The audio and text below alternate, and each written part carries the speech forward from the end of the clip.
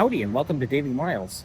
You're going to say to me, Miles, where the hell are you? And I'm going to say to you, I'm at Echelon Ford in somewhere in New Jersey.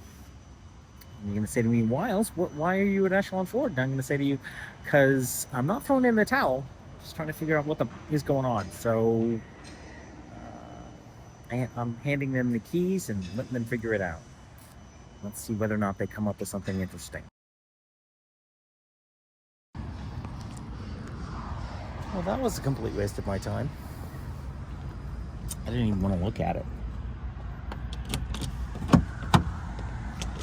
I don't even want to look at it.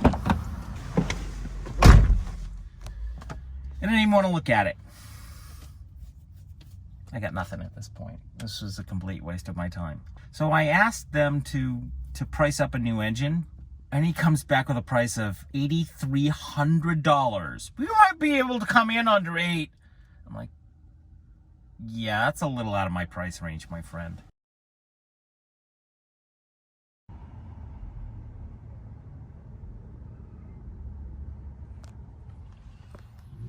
So let me catch up a little bit.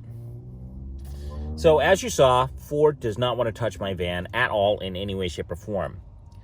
So I have a plan, and the plan is I'm going to swap out my oil pump. And the reason I'm swapping out my oil pump is because it is the only part, aside from the oil pump chain, which is pretty tight at this point, that would be affected, that is in the area that Matt pointed out and could be making the noise that I'm experiencing. If that's the solution to my problem, then, you know, I'm a happy camper and I'm out of here. So the part is about $114. And it will take me about 10 hours to do that job, to swap it out and to put it back in. Now, here's a funny story. The part is $114. The labor I'm doing for free, but I have to go pay Matt for his time, which is $20 an hour for his bay. So that's basically $200 plus the part is $314 total. So here's the funny part. So I had Ford price out a new pump and to do the job for me. They wanted $2,700, and they wouldn't see it and they wouldn't put it in for a week and a half. So I guess I'm doing it myself. That is my plan. Unfortunately, you're going to say, Miles, why aren't you doing that job right now? And the reason is that because Matt doesn't have any time in his schedule. So if I have to do this job, I can only do it next Wednesday and Thursday.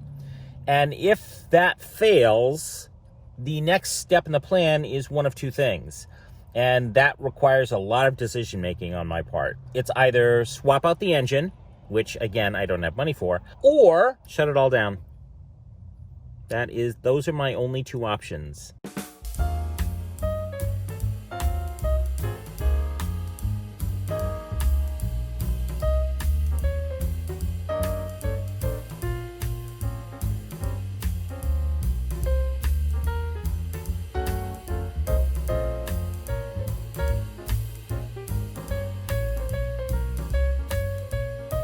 That's the first time I've been able to do that since the accident. Since before the accident. I can't sit here in the van all day long and just like twiddle my thumbs and worry about the van. It's driving me crazy. So I got to have another outlet. And I can't shoot anything. All the scripts are written. So I'm having to, quite honestly, make work for myself, which brings me to my next point. So I've been working on 3 different projects at the same time. One is a tiny little NFT project, which is what you're looking at now. I don't know what to call it, but I want to call it Bored Cats, but Bored Apes is kind of sort of taken, and it's Bored Cats, and I just don't want the association. So I'll try to think of something. The next project is a little video project that I launched over the weekend, and that's the rain sounds that you're hearing now, that you're looking at right now.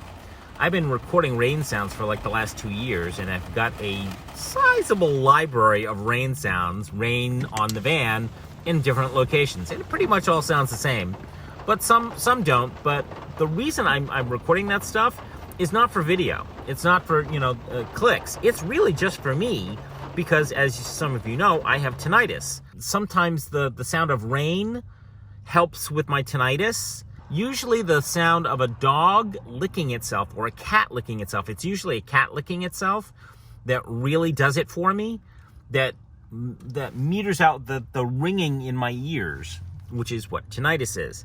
So sometimes rain helps with that. So I've been recording rain sounds for like the last 2 years whenever I need, a new rain sound. So I decided to put those up and make them available to other people, because for the same reason that I need them, because some people may find them helpful. So that's project number 2. Project number 3 is writing V2 of Confessions of a Retired Tango Teacher and adding some content to it. So there are some stories that I left out, that got left on the cutting room floor, as they say, and some other stories that I wanted to add, but I didn't, because I didn't think of them at the time. But, over the last, 6 months that I've added them, that I've, played with the idea, and I have a way to talk about these stories now that I wasn't able to talk about them before, and now I do. So I'm going to go back and reprint Confessions of a Retired Tango Teacher, V2, this one with corrected spelling, thank you, and adding in a few new stories, about 10 different stories with pictures. Pics or it didn't happen. So that's what I got going on this week, kiddies. I know, it's a lot, but there you go. Thanks a bunch for listening. Thanks a bunch for watching. Look forward to seeing you in the next one. And thank you very much to all of my supporters and everybody that's donated at this point. Thank you very much to Chris. Thank you very much to Bill. Thank you very much to my Patreon supporters. See you in the next one. Bye.